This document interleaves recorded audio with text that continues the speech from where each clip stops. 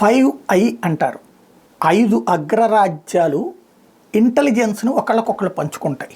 అంటే కెనడాలో ఉన్నటువంటి సమాచారం అమెరికా అయినా పంచుకోవచ్చు, అమెరికా దగ్గర ఉన్నటువంటి సమాచారం ఇతర దేశాలు న్యూజిలాండ్ అయినా పంచుకోవచ్చు. వాస్తవంగా America, Canada, Britain, Australia, New Zealand ఈ 5 దేశాల గూఢచార వర్గాల మధ్యన ఒక ఒప్పందం ఉందన్నమాట. అందుకనే ఇది 5 ఐస్ అంటారు. ఈ 5 దేశాల గూఢచారులు ఇప్పుడు అమెరికాకు సంబంధించిన అంశం న్యూజిలాండ్ వాడికి తెలిసిన ఏ దేశంలో జరుగుతున్నటువంటి ఇష్యూసే, లేకపోతే కనుక ఆస్ట్రేలియా వాడికి తెలిసిన, బ్రిటన్ వాడికి తెలిసిన అమెరికాకి చేరవేయాలి. అట్లాగే వీళ్ళకి సంబంధించిన సమాచారం అమెరికాకి తెలిస్తే చేరవేయాలి. అందులో భాగంగానే కదా ఖలిస్తానీ ఇష్యూని గురించి కెనడాకి అమెరికా ఇచ్చింది సమాచారం. ఏదైతే మీ దేశంలో వాళ్ళని లేపేస్తుంది, ఇండియా నుంచి వచ్చినటువంటి వాళ్ళే రావాళ్లే అన్నటువంటిది అలాగుంటుంది. ఈ వాస్తవం కెనడాకి సొంత నిఘా విభాగం ఫెయిల్యూర్ అనడానికి సాక్ష్యం.